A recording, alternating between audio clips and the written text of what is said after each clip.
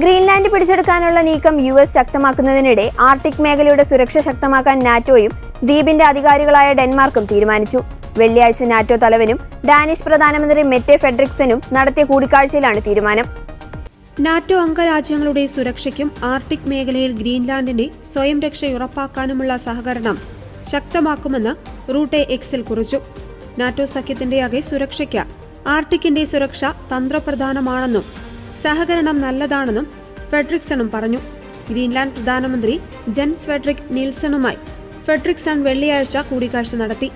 NATO secretary ജനറലുമായുള്ള ചർച്ചയ്ക്ക് ശേഷം Greenland വാങ്ങുന്നത് സംബന്ധിച്ച കരാറിന്റെ രൂപരേഖയാണെന്നും അതിലെ വ്യവസ്ഥകളിൽ തൃപ്തനാണെന്നും US പ്രസിഡന്റ് ഡൊണാൾഡ് ട്രംപ് പറഞ്ഞിരുന്നു. പിന്നാലെ ഗ്രീൻലാൻഡ് വാങ്ങുന്നതിനെ പിന്തുണയ്ക്കാത്തതിന്റെ പേരിൽ യൂറോപ്യൻ രാജ്യങ്ങൾക്ക് പ്രഖ്യാപിച്ച 10% തീരുവ പിൻവലിച്ചു. അതേസമയം ഗ്രീൻലാൻഡിന്റെ പരമാധികാരവുമായി ബന്ധപ്പെട്ട് നാറ്റോയുമായി ഒരു ചർച്ചയും ഉണ്ടായിട്ടില്ലെന്നാണ് ഡാനിഷ് പ്രധാനമന്ത്രിയുടെ പ്രതികരണം.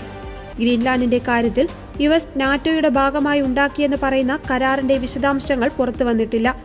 എന്നാൽ കരാറിന്റെ ഭാഗമായാണ് ആർട്ടിക് മേഖലയിൽ നാറ്റോ സുരക്ഷ ശക്തമാക്കുന്നത്. ഗ്രീൻലാൻഡിനു ചുറ്റും സ്ഥിരമായി സൈനിക സാന്നിധ്യം ലഭ്യമാക്കുവാൻ നാറ്റോ അംഗരാജ്യങ്ങൾ സമ്മതിച്ചിട്ടുണ്ടെന്ന് വ്യാഴാഴ്ച ഫ്രെഡറിക്സൺ പറഞ്ഞിരുന്നു.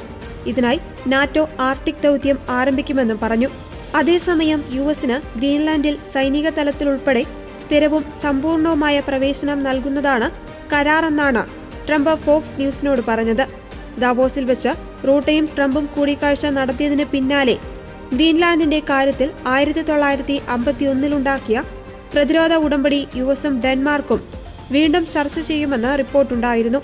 ആർട്ടിക്കിൽ ചൈനയും റഷ്യയും സൈനിക സ്വാധീനം വർദ്ധിപ്പിക്കുന്നതുയർത്തുന്ന സുരക്ഷാ ഭീഷണി നേരിടുവാൻ ഡെൻമാർക്കിന് കീഴിലെ അർദ്ധ സ്വയംഭരണ പ്രദേശമായ ഗ്രീൻലാൻഡ് US നിയന്ത്രണത്തിലാക്കുക അത്യാവശ്യമാണെന്നാണ് ട്രംപ് പറയുന്നത്.